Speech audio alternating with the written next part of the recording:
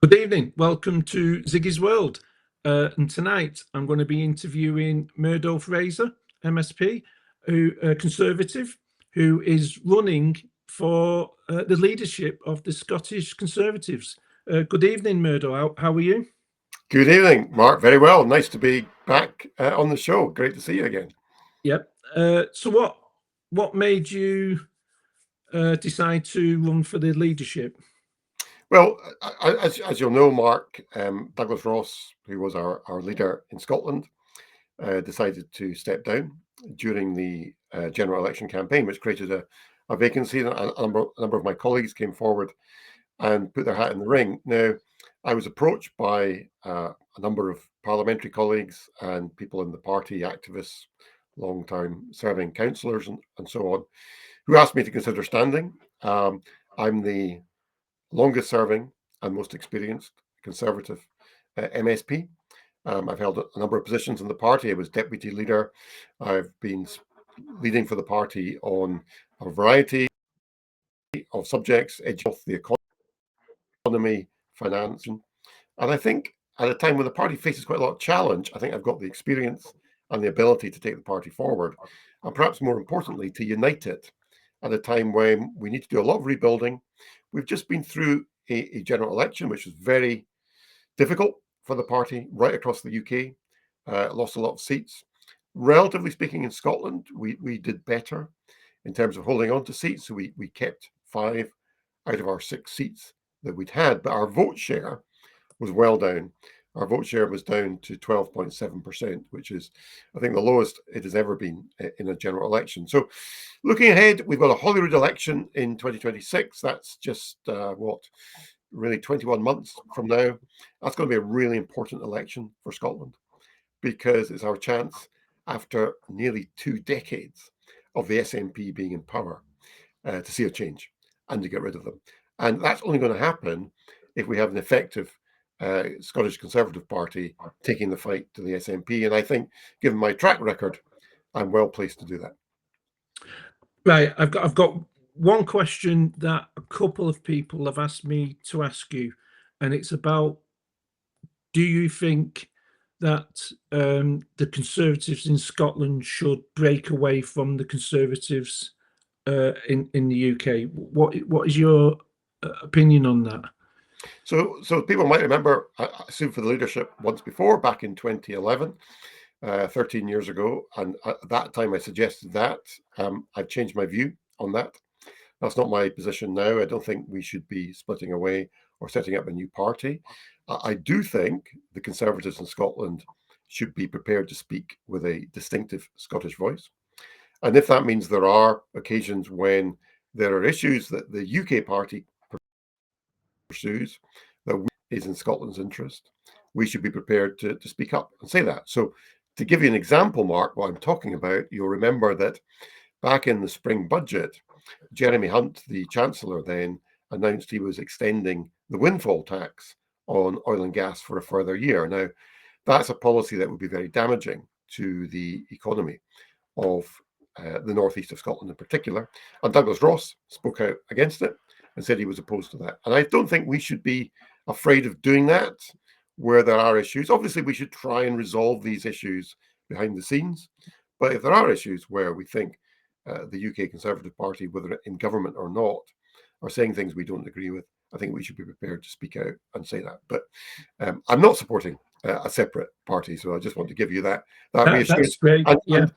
And just to be clear, even if I was, which I'm not, these are not issues for the leader.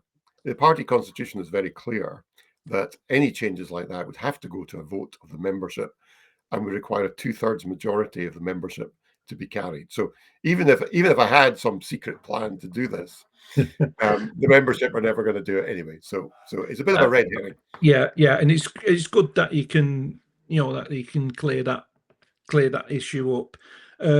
Now you've got a 12-point plan that I've seen on your website. Do you want to talk about your 12-point plan?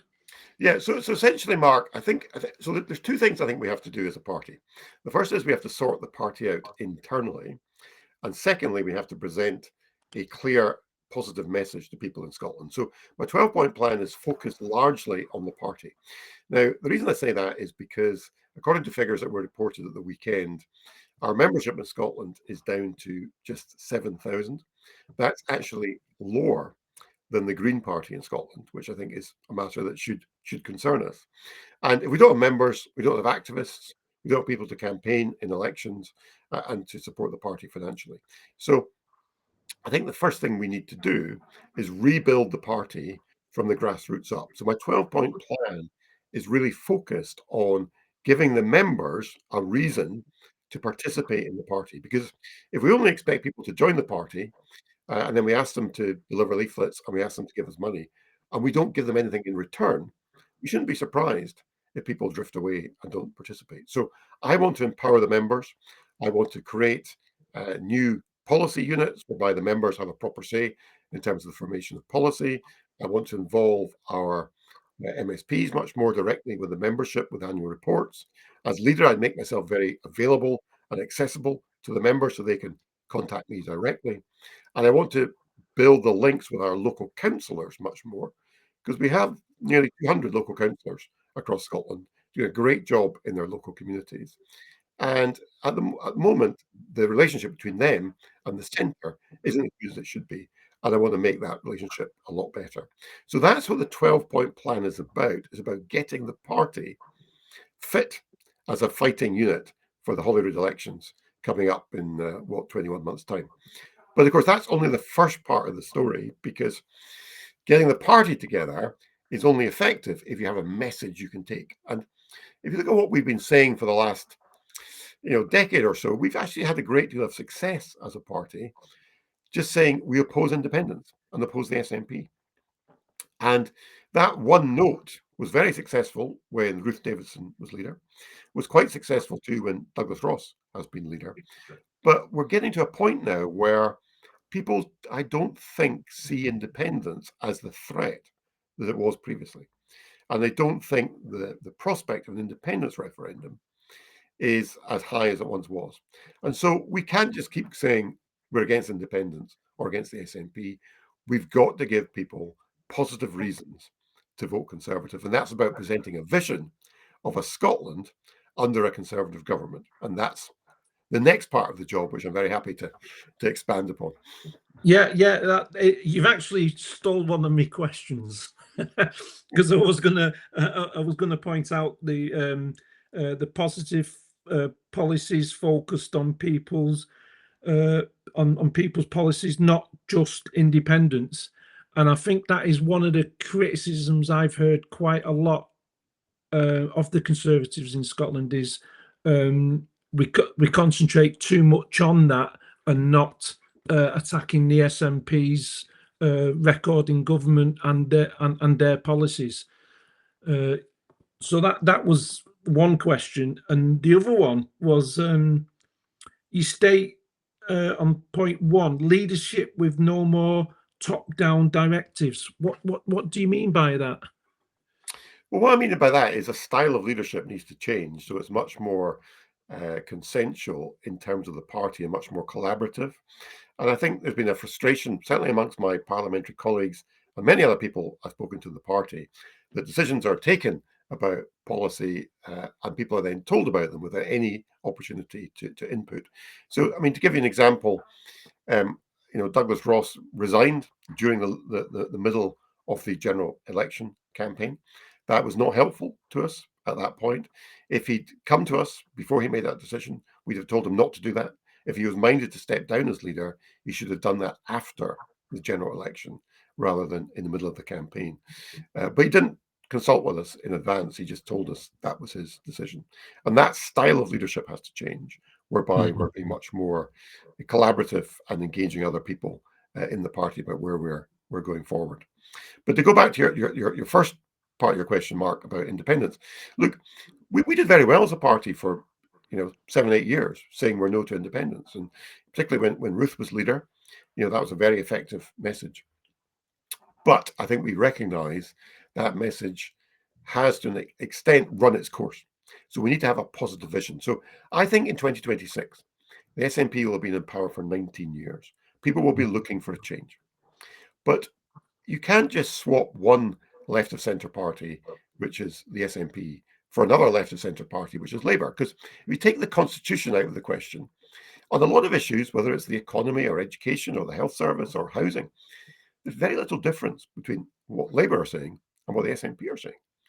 And I want to present a real alternative to people in Scotland with the prospect of a government that's genuinely pro-business, pro-growth, that supports personal freedom and individual responsibility, and that supports reformed value for money and effective public services. And I think that will be a different vision from the one both the SNP and Labour are presenting. And that gives us a really exciting opportunity in 2026 to say to people, we will be the real change that Scotland needs, not just replacing one set of left of centre politicians with another, but a real shift and change of direction for Scotland. Yeah, I completely agree with that, Murdo. I think that sounds like what been echoed by a lot of people that I know on social media, and that have said the same thing. You know, that kind of a campaign would be a fresh air, I think, in Scotland, because Labour do. I saw it all through the general election. People are not impressed and not engaged with Labour. They didn't want a Labour government, but they were kind of forced into a Labour government because of the way the Conservatives in Westminster exploded. Basically, you know, they didn't follow through with a lot of the policies that they said they wanted to do. I think the leadership change didn't help the situation, and because they'd been in government for so long, for 14 years as well, it was it was getting a little bit stale. Can to say, but people didn't vote Labour. Yeah. They just sat on their hands Yeah, and didn't vote. so you're absolutely right, Mark. So you look at the result. Labour got a landslide in terms of seats. They only got 34% of the popular vote across the country. So Yeah, barely 1 in 3 people voted for them, but they got a landslide mainly because the Conservative vote was down, and Reform took a lot of Conservative votes as well yeah, in many parts of the country. So it wasn't a great deal of enthusiasm for Labour's alternative. It's just that people felt after 14 years, as you say, and five changes, 5 leaders in that period, it was time for a change. and one statistic I saw was it was the lowest turnout, which I actually predicted at Christmas time that it was going to be a really low turnout, Mhm. and it was the lowest turnout since 1919. I was told, Yeah. which tells you people are just not engaged with politics at the Yeah. moment. And how do you change? See, you become leader of the Conservatives in Scotland. How do you change that? How do you get Well, people engaged? so in terms of the party, you get people engaged by giving them a reason to join the party and giving them a sense that if they join the party and participate, their views will count for something. And you engage the electorate by having a clear vision. And we haven't, in the last 7 or 8 years as a party, really done that, other than just saying we're against independence. And I think we need to have a positive vision of what a Conservative-led Scotland would look like, how it would be different from what we currently have. Now, it's very easy to critique the SNP. You look at the failings in the SNP run Scotland. Our economy is lagging behind other parts of the UK. Public services are poor, money being wasted on ferries that are not sailing, infrastructure projects like the A9 dualling not progressing despite all the promises being made. Perhaps most damning of all, Mark, to my mind, is the fact that the Scottish education system, which used to be regarded as one of the best in the world, now delivers poorer results than many other countries, including England. In fact, the average child in England in a school is 1 year ahead in terms of progress of a child in Scotland.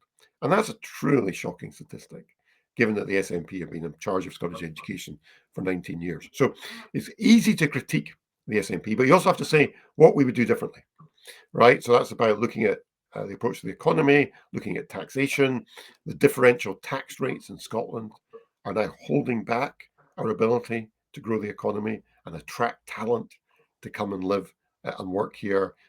Entrepreneurs, for example, who could be coming to Scotland to set up businesses and don't want to because the tax rates are higher. On education, lots of things you can do to empower head teachers more, to sort out the curriculum so it's more about knowledge and not just about skills, sorting out discipline in the classroom and bad behavior, which is a major issue, and preventing good learning outcomes. There's so many different things that we can do if we present a different vision. I think that's how you engage people, actually having something new and interesting to say. And it needs to relate to people's lives. Because at the end of the day, people will vote for policies they think are in their own best interests. And if you can promise people a better standard of living, a better pay packet at the end of the week, better quality roads, that they can drive on, ferries that run on time, a good school where their kids will come out with a good quality education, and a health service where people are not waiting for years to get basic operations, that's what people will respond to. Yeah, and one thing that I've always thought is the only way I think that devolution will ever work is working with Westminster rather than against Westminster, because that's what we're seeing with the SNP. They're working against Westminster at time to time on purpose to distance themselves from Westminster and to play politics, so they don't work with Westminster. And if you've got maybe if you had at the moment with a Labour government and you had the Labour in Holyrood, they might work together. But as you say, their policies are very similar, extremely similar to the SNP, apart from the independence question. That's the only difference. So I don't think that would work well for us particularly. So.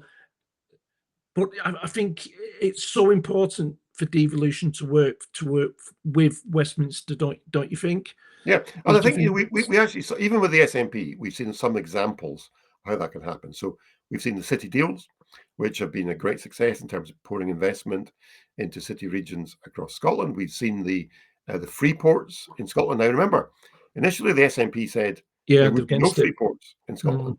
And now we're getting two, one in the Forth and one up in Cromarty. That's got enormous potential to change Scotland's economy in these areas, bringing in new trade and new investment, but only happening because you've got a UK government is working with the Scottish government. You've seen some of the the levelling up projects, and the SNP really hate this idea of the UK government spending money directly in Scotland. And bypassing them, but people like that. People actually want. People don't care which government is spending money. If they're seeing a new infrastructure project, a new road, a new bridge, a new museum, whatever it might be, they don't care who's paying the bill. They just want it to happen. Yeah, and that's where the SNP's grievance agenda is out of touch with public opinion. People actually want to see both governments working together. they even tried to penalise local councils.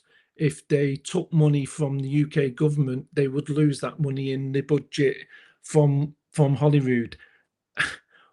So you're penalising people's lives just to make a political point.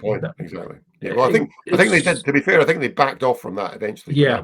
That was a threat. Yeah. But they threatened it. Yeah. They actually they use that as a threat. I was going to. What was I going to ask you? I was going to ask you another question. I had another question. It seems to have gone. Yeah. It's gone. Do you know when you get one of those mind things? Yeah, I know you get a train of thought. It just goes. Yeah. I had the question. I thought it was quite good as well. Yeah. But what's the next step for you now then? Okay, so I only launched my campaign on Wednesday, so that's just 5 days ago. So it's been pretty hectic ever since. And I've still got the day job to do. So I've been out, all day today. I'm doing my summer surgery tours. Every summer, I do a tour around all the local towns and villages in my region. And really busy day today. I was out in Blairgowrie today, actually, seeing seeing people really busy. So I'm trying to fit all this into at the same time as doing the day job. So I've been really pleased.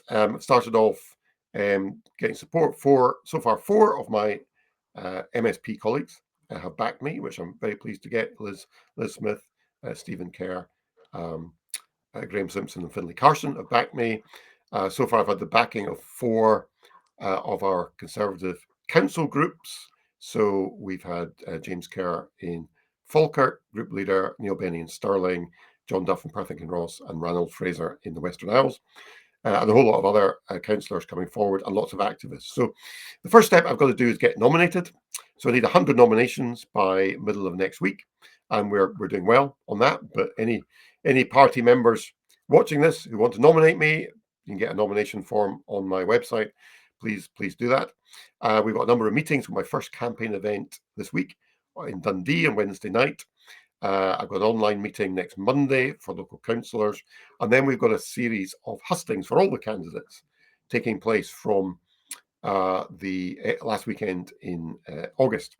And all party members have been sent details of those hustings, but they can come along and hear all the candidates and put questions to us. So at the moment, Mark, there are 6 candidates in the race. So apart from myself, we have Megan Gallagher, we have Russell Finlay, we have Brian Whittle, Jamie Green and Liam Kerr. And they're all good people or good candidates, all got different ideas, and look forward to debating with them over the weeks ahead. I did see, I think it was a post from yourself saying that you will not get involved in any kind of criticising or any kind of kind of slagging off with any other candidate, which you do see with leadership elections, because it's pretty important. So we have seen that in the past. So what's your views on that? You want a clean, because at the end of the day, whoever becomes the leader, you've all got to get behind, and you've got to move forward. So whoever it is. So what is your view on that? So I mean, Mark, you're absolutely right. I mean, I was the first 2 weeks after the general election, I was away on holiday. I was away in the States with the family for 2 weeks, and I was being kept up to date with what was happening back home, and there were some pretty nasty attacks appearing in the paper.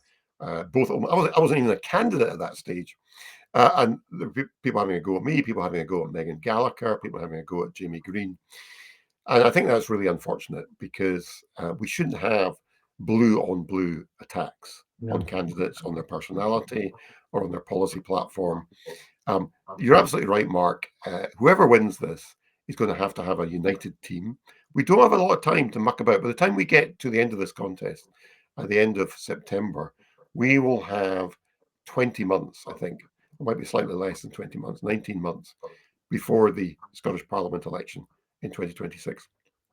That's not a lot of time to put something together. And if we spend the first few months trying to patch up fissures within the party because of people having been saying unacceptable things to each other, that's not going to help. So I think it's really important we just concentrate on a positive message. That's what I'm doing, and we don't get involved in slagging off our opponents or their platforms. No, I completely agree with that. So do you have your website? I do. It's murdo.polyengine, POLIENGINE.com, campaign website. People go on that, they'll get all the more details about my manifesto, my 12-point plan. They can see who my supporters are, and they can sign up to support. So anybody interested, murdo.polyengine.com. What I'll do is I'll link it underneath the video at the end for the comments. So if people want to make any suggestions to Murdo, or got anything to say about his campaign or policies that you'd like to see in that, please just leave them in the comments. I'll pass them on to Murdo, or Murdo will read them, and I'll link your website at the top of the video, so everyone can go on that wants to contribute, or to sign up.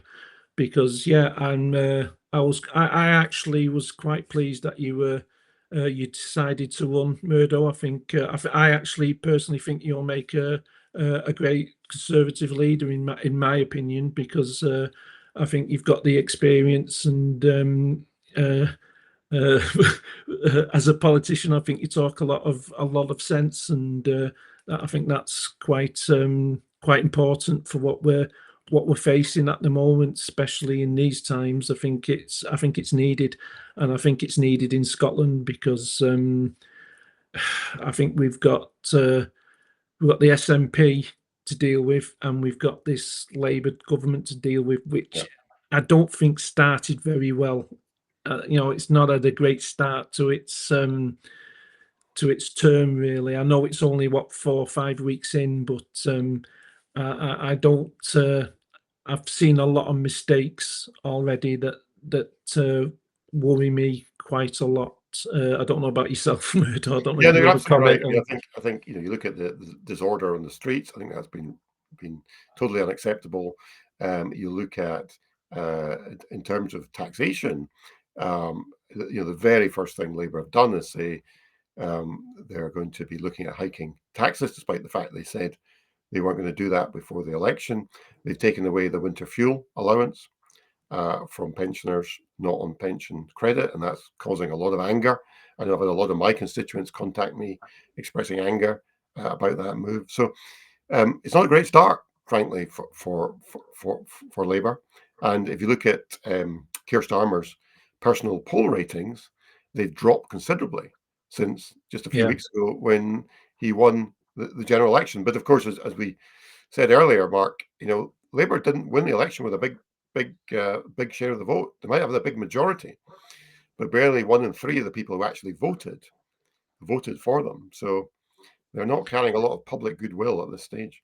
No, because someone said to me, he seems to not have had the honeymoon period in his that a prime minister normally gets when they win an election, especially with a big majority.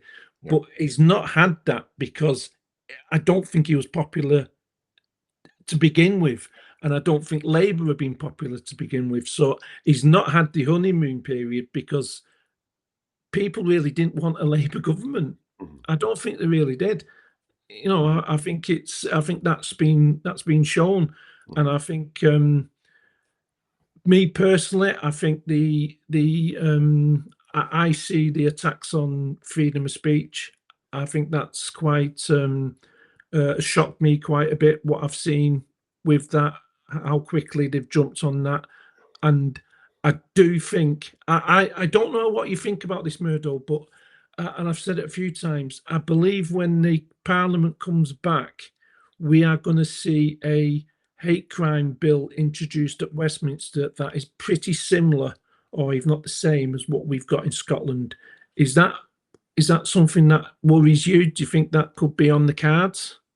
Well, given the rhetoric, I wouldn't be surprised if that were to be the case. And of course, as we know, the Hate Crime Act in Scotland has been a disaster because a huge amount of police time has been wasted dealing with spurious complaints that have gone nowhere. So, if we're worried about the time of the police being taken up, having a hate crime act is likely just to make it much worse.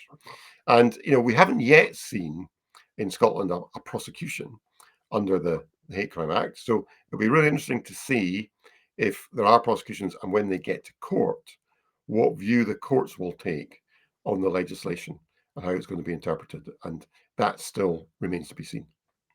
Yeah. So I think that's it for now, Murdo. If we've gone through quite a lot. When is the end date? So the When result is the declared on the 27th of September. So the ballot papers go out to party members, I think, on the 6th of September, and they've got a 3-week period to send them back. And as I said, in the run up to that, we're touring the country and doing various meetings and hustings to try and meet the members. And I'm doing lots of things online and trying to have as many conversations as I can with party members in the meantime. So anybody who wants to get in touch, I'd love to hear from you. Just go on the website and send a message. Right, well, we'll put your website under the video, so please do look into it. Have a look on the website. The 12-point plan is on there, and you can join up if you wish. Yeah, thank you very much, Murdo, as always. Thank you for coming on. It's always a pleasure to speak with you. And thank you, Mark, really, and thanks for your very generous and kind words about me. no, well, I mean everything I say. I always do. And yeah, you're one of the one of the politicians that I've contacted, and I've contacted many in Scotland over the last few years to come onto our spaces or to be interviewed. And you were one of the first that said, "Yeah, why not? Come on, let's And you come onto a space that I did, and you were on all night, and you answered just everybody's questions. So, and I think that is really important, more so now than ever before, that our politicians come and speak to us like you've done tonight and like you've done in spaces, and a few others have done as well over the last few years. But I think more need to do it, because I think there's a big divide at the moment between the general public and politicians. I think there's too big a divide, and that they're not politicians don't seem to be speaking to us or listening to the general public as much as what I think they should be, like you've done tonight and like you've done with us on many times, in spaces and things like that. I think we need more of that to try and close that divide, and try and for politicians to start listening to our concerns now, because we don't seem to. And I think that's why people have been put off by politics at the moment. I think there's too big a divide. So thank you so much for doing this, and good luck with your campaign. We'll speak again, no doubt, come near the end of it, and we can do another interview if you're quite happy with that. Sure. And yeah, I really wish you a lot of luck in your campaign. Great. So yeah, that's it for tonight. If you've liked the video, remember, thumbs up, likes, share, so as many people as possible can see it, and subscribe to my channel. It helps with the reach. It's free, so if you can do that, it'll be really appreciated. Thank you very much. And we'll see you next time.